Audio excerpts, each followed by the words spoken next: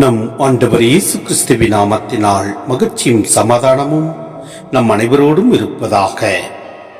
எபிரேயர் 3:12 முடிய. அன்பர்களே, நம்பிக்கை கொள்ளாத தீய உள்ளம் வாழும் கடவுளை விட்டு விலகும்.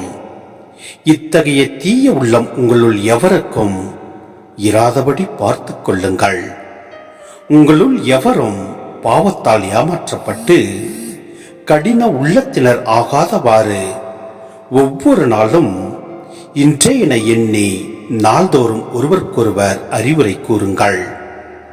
தொடக்கத்தில் நாம் கொண்டிருந்த திட நம்பிக்கையை இறுதி வரை உறுதியாக பற்றி கொண்டிருந்தால் நாமும் கிறிஸ்துவின் பங்காளிகளாவோம்.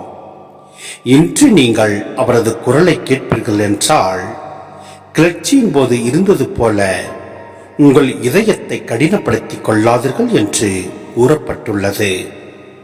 அவரது குரலை கேட்டும் கிளர்ச்சி செய்தவர்கள் யார்? மோசேயின் தலைமையில் எகிப்திலிருந்து வெளியேறினவர்கள் அனைவரும் அல்லவோ? 40 ஆண்டுகள் கடவுள் சீற்றம் கொண்டது யார் மீது? பாவம் செய்தவர்கள் மீது அல்லவோ? அவருடைய பிணங்கள் பாலை நிலத்தில் விழுந்து கிடந்தன அல்லவோ? நான் அளிக்கும் இலைப்பாற்றிய நாட்டிற்குள் நுழையவே மாட்டார்கள் என்று யாரை பற்றி ஆணையிட்டு கூறினார்? கீழ்ப்படியாதவர்களை பற்றி என்றோ? அவர்கள் நம்பிக்கை கொண்டிராததால் தான் அதை அடைய முடியாமற் போயிற்று என்பது தெரிகிறது.